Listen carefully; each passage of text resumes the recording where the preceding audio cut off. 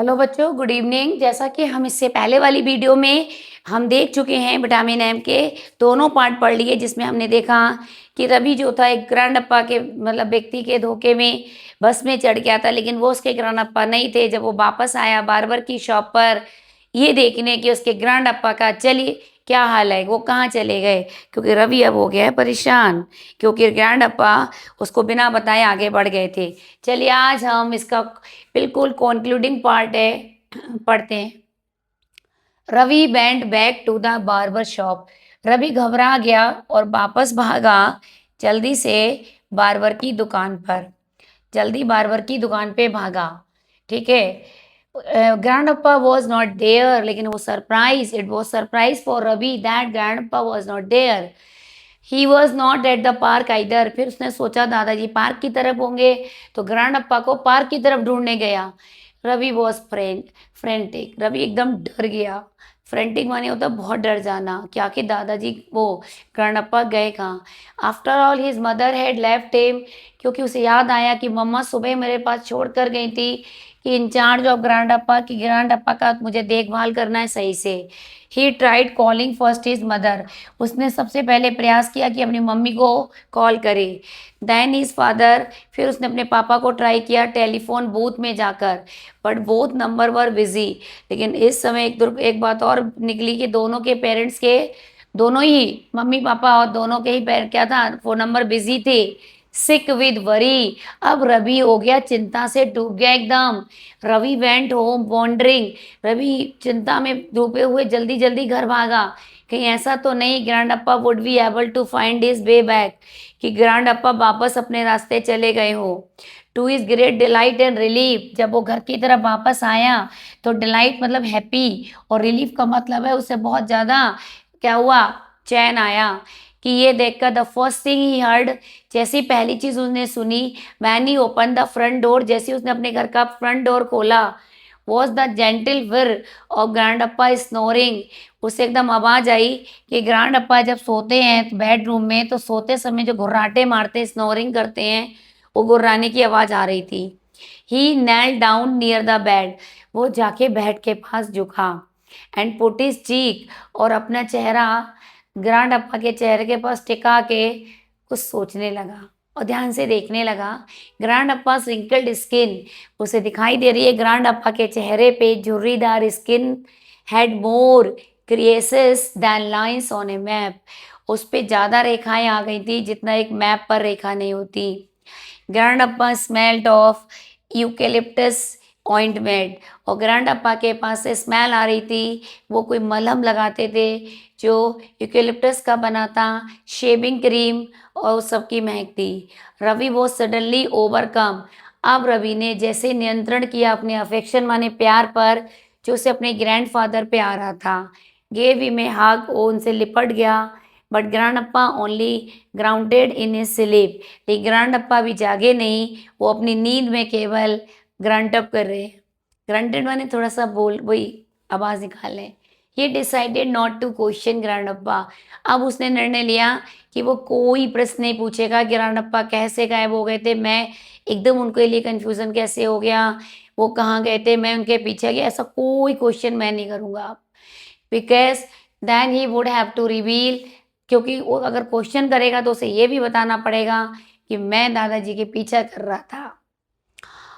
अब रवि की मम्मा लौट आई ऑफिस से। उनने पूछा what did you both do today, क्या किया आज तुम दोनों ने।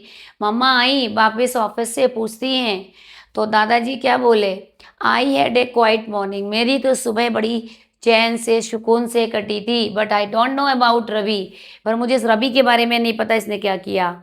ही जस्ट डिसअपियर्ड, क्योंकि ये तो गायब हो गया थोड़े समय बाद ही। Instead of staying at home, घर में रुकने के बजाय, मेरी लुक आफ्टर देखभाल करने के बजाय, जैसा तुम इसे कहकर गई थी, ये तो खुद घर से चला गया था। आंसर्ड ग्रैंडअप्पा कूली, बड़े प्यार से शांति से ग्रैंडअप्पा ने अपनी बेटी को उत्तर दिया। वाइल रवि जस्ट लुक्ड, अब रवि देखकर कंफ्यूज हो गया। हाँ दादाजी बोल क्या रहे हैं, अरे मैं तो इनके पीछे गया था। लेकिन वो शांत हो गया, एम्बैरेस, थोड़ा परेशान हो गया, कुछ बोला नहीं क्योंकि उसे लग रहा था सारी पोल पट्टी खुल जाएगी। Grandappa had another surprise for Ravi.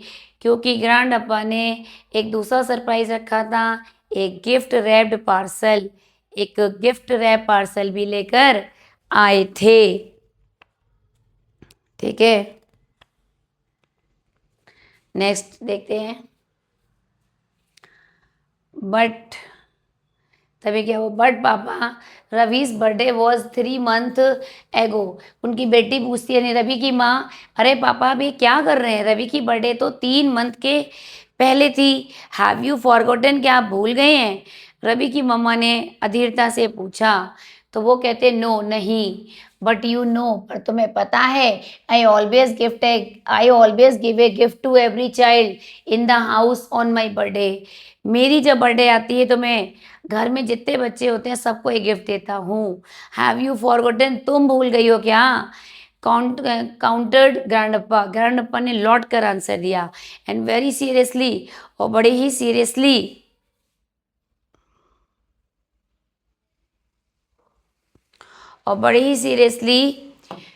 Ravi's mother, रवि की जो माँ थी,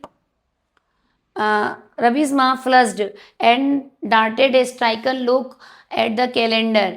तभी वो जो रवि की माँ थी एकदम उनके चेहरे के भाव बदल गए और जल्दी से एक नज़र डालती हैं कैलेंडर पे, जिसको जो उन्होंने रखा था at the beginning of the year, circled the date. क्योंकि circle the date in red and written papa's birthday. उसे याद आई कि उसने साल में शुरुआत में ही रेड कलर से पापा की बर्थडे को सर्किल कर दिया था। There was a gift for her too, और एक गिफ्ट भी उनके लिए मिल गया था। For Ravi's father as well, for grandappa still considered them his babies. क्योंकि रवि के पापा और मतलब द ग्रैंड अप्पा के लिए अभी भी बेबी अपने क्या समझते थे, बच्चों के समान। Grandappa turn to Ravi's father. Grandappa जल्दी से रवि के पिता की तरफ मुड़े, who had just walked into the room, जो अभी अभी रूम में आए थे, और बोले, my daughter need some vitamin M. लग रहा है मेरी बेटी भूलने लगी है, अब इसको विटामिन एम की ज़रूरत है। I think for her memory, मुझे लगता है इसकी मेमोरी के लिए भी विटामिन एम चाहिए। Ravi's mother flushed a darker shade of red. Ravi की माँ एकदम थोड़ा सबको पास ही गई, अजीब सा फील करने लगी, और रवि के फादर कंफ्यूज होके उनकी तरफ देखने लगे। Ravi unwrapped his gift. Ravi ने जल्दी से अपना गिफ्ट खोला तो उसने देखा थिक हार्ड कवर बुक, एक मोटा सा हार्ड कवर का बुक था, best detective stories and great stories. Ravi, उन्होंने कहा बेटा ये सबसे बढ़िया स्टोरीज हैं, you can pick up some really good tips on how to be a detective. और इन किताब को पढ़कर बेटा तुम्हें टिप मिलेंगे कि एक अच्छे डिटेक्टिव कैसे आप बन सकते हो। How to avoid getting fooled when one is trailing a suspect, और कैसे तुम्हें बचना चाहिए मूर्ख बनने से जब कोई व्यक्ति क्या कर रहा हो, संदेह कर रहा हो। उदाहरण के लिए ग्रैंड अप्पा ने सोलमली माने गंभीरता से बोले, आई डोंट थिंक, मुझे नहीं लगता, ही वॉन्ट टू बी डिटेक्टिव, कि तुम डिटेक्टिव बनना चाहते हो। डू यू रवि, क्या तुम चाहते हो, बताओ जल्दी, रवि के पापा ने पूछा और कंफ्यूज होकर। तो रवि ने उत्तर दिया, I have not decided yet. पापा मैंने अभी डिसाइड नहीं किया कि मुझे डिटेक्टिव बनना है कि नहीं।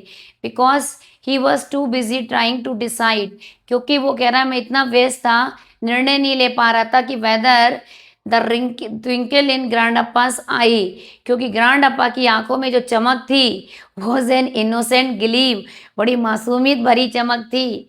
मिस्चीवियस वन, जिसमें शैतानी साफ नजर आ रही थी। वो ये बता रहे थे कि देखो तुमने मेरा क्या करा था, सीक्रेटली मेरे पीछे गए थे।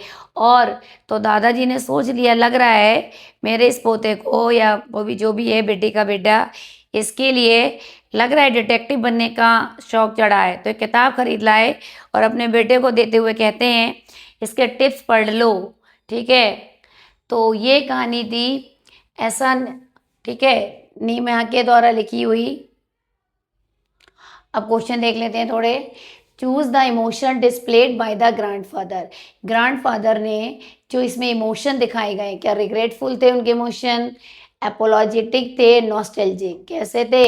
नॉस्टैल्जिक। ठीक है, पुरानी यादों को याद करने वाले। Grandappa hated the busy and noisy city life.